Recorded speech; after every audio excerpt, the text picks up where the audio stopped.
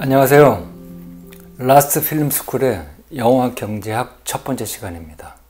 오늘은 2019년 기해년 추석 극장가의 흥행 대전을 통해서 영화 경제학의 원리, 그 숨겨진 비밀을 강의하겠습니다.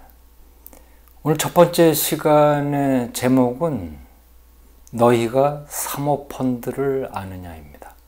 사모펀드. 요즘 한국인들이 조국 법무부 장관 덕분에 모두 사모펀드의 박사가 되고 있죠.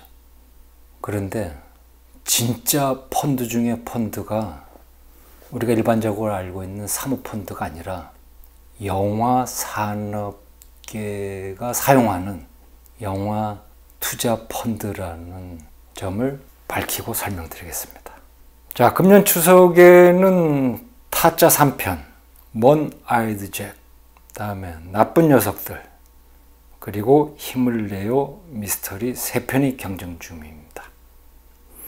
한국인들은 한반도에서 5천년 동안 한겨레를 이루고 있는 대단한 정말 훌륭한 민족입니다. 그래서 한국인들은 자아의식, 개인성보다는 다른 한국인들과의 관계 속에서 자신의 정체성을 만들고 있는 사람들입니다. 그래서 다른 사람에 대해서 관심이 많습니다. 조금 전문적으로 말씀드리자면 한국인의 심리 사이키는 전도성이 높습니다. 거의 동시에 5천만의 마음이 동시에 진행된다는 의미입니다. 그래서 우리 동포들은 금년 추석에 영화 한 편 정도는 봐야지 이런 욕망을 가지고 있습니다. 어떤 영화를 볼 때 가장 중요한 지표는 내가 좋아하는 배우, 내가 좋아하는 감독, 내가 좋아하는 스타일이 아닙니다. 한국인은 열 전도성이 거의 동시에 전달되는 민족이기 때문에 예매율이 중요합니다. 지금 어떤 영화의 티켓이 가장 많이 팔릴까? 가 가장 중요한 지표입니다. 영화 선택에. 자, 한국 포탈 중에 포탈 네이버를 살펴보겠습니다. 2019년 9월 12일 추석 연휴의 첫 번째 휴일날 목요일 오후 3시입니다. 타짜가 1등입니다. 예매율 41.94%, 나쁜 녀석들이 29.94%, 3위는 한참 쳐져서 힘을 내요 미스터리입니다. 10.62%입니다. 이런 차승원 씨 어쩌죠? 꼴찌입니다. 그런데 네이버의 수치, 네이버의 실검 순위를 곧이곧대로 믿으면 순진한 사람입니다. 왜냐? 네이버는 좀 수상한 포탈이기 때문이죠. 네이버의 예매율은 타짜가 힘을 내요 미스터리보다 4배로 앞서 있습니다. 그래서 네이버보다 조금 더 공공적인 예매율을 보여주는 온라인 자료가 없을까? 있습니다. 한국의 정부기구인 영화진흥위원회가 운영하는 한국영화 전산망에 의하면 9월 12일 같은 날 같은 시간대에 예매율은 놀랍게도 타짜가 아닙니다. 나쁜 녀석들입니다. 나쁜 녀석들이 33.7%, 타짜가 30.2%, 순위가 뒤바뀌었습니다. 또 놀라운 점이 있습니다. 3위는 네이버와 마찬가지로 힘을 내요 미스터리인데요. 예매율이 21.1%, 네이버가 1위라고 주장한 타짜 30.2%에 비해서 10%가 안 됩니다. 한 자리 수치입니다. 추석 한국 영화를 선택하는 가장 중요한 지표가 예매율입니다. 그 중에서도 네이버의 예매율이 미치는 영향력은 압도적이겠죠.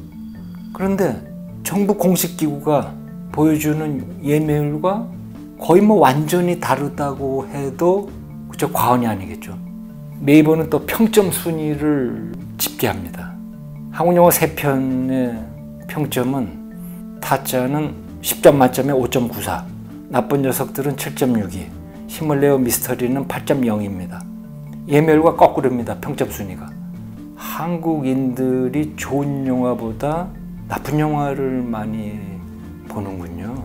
그렇게 얘기할 수 있을까요? 아닙니다.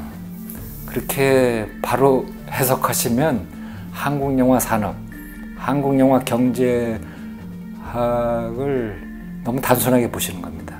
네이버 평점 순위 1위는 100일 동안 100가지로 100% 행복 찾기라는 독일 영화가 10점 만점에 10점입니다. 근데 거의 뭐 예매율은 한 자릿수입니다. 정말 한국 영화 산업이 문제군요. 이렇게 결론 내리셔도 역시 한국 영화 산업의 경제학에 대해서 너무 단순하게 생각하시는 겁니다. 100일 동안 100가지로 100% 행복 찾기 10점 만점에 10점이라고 네이버가 집계한 평점 순위 1위에 그 순위를 결정함에 있어 참여한 네티즌 수가 200명이 아닙니다. 20명도 아닙니다. 놀랍게도 단 2명입니다. 그러니까 저와 이 프로그램을 시청하시는 시청자 두 분이 힘을 합쳐서 어떤 한 영화의 평점을 작전을 세워서 올리시면 한국 최고의 포털 네이버의 평점 순위의 1위로 등극하게 됩니다. 이게 한국 영화 산업의 비밀, 한국 영화 산업의 영화 경제학, 무비 이코노믹스입니다. 그런데 더 놀라운 얘기를 말씀드리겠습니다. 바로 스크린 독과점입니다. 상영 횟수도 말씀드릴 수 있는데 스크린 수가 더 눈에 띕니다. 자, 전국에 2,700개의 스크린이 있습니다. 타짜가 확보한 스크린 수가 9월 11일입니다. 이거는 영화들이 9월 11일에 추석 특선 프로그램들이 개봉했습니다. 타짜가 1345, 나쁜 녀석들이 1139, 이 두 개 합치면 2500에 가깝죠. 다음에 힘을 내요 미스터리가 909, 그러니까 2600개입니다. 전국에 2700여 개의 스크린이 있습니다. 거의 95% 이상의 스크린을 이 세 편의 영화가 독과점하고 있는 겁니다.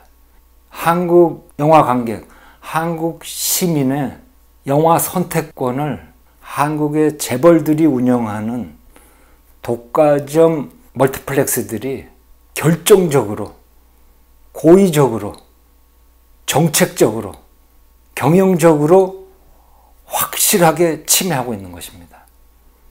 추석이 보통 짧으면 뭐 3일, 길면 뭐 5일 정도 되죠. 이 추석의 극장가, 추석의 박스오피스는 여름방학, 겨울방학과 함께 한국 극장, 재벌들이 운영하는 한국 멀티플렉스 산업에 있어서 큰 장이 서는 때입니다. 한국 영화의 1년 관객 수는 전체 관객 수가 2억 명이고 한국 영화가 대개 시장 점유율이 50% 정도니까 1억 명입니다. 추석 연휴가 얼마나 중요하냐면요. 추석이 9월에 끼거나 10월에 끼죠. 그러면 한 달에 관객 수가 1200만 명을 돌파해 버립니다. 그러면 추석이나 여름방학, 겨울방학이 끼지 않는 평월, 뭐 예를 들면 뭐 3월, 4월, 11월 이런 달의 관객 수는 400만이나 500만입니까? 그러니까 추석에 평월에 보통 달에 최대 3배까지 관객 수가 증가합니다. 그런데 아까 보셨죠?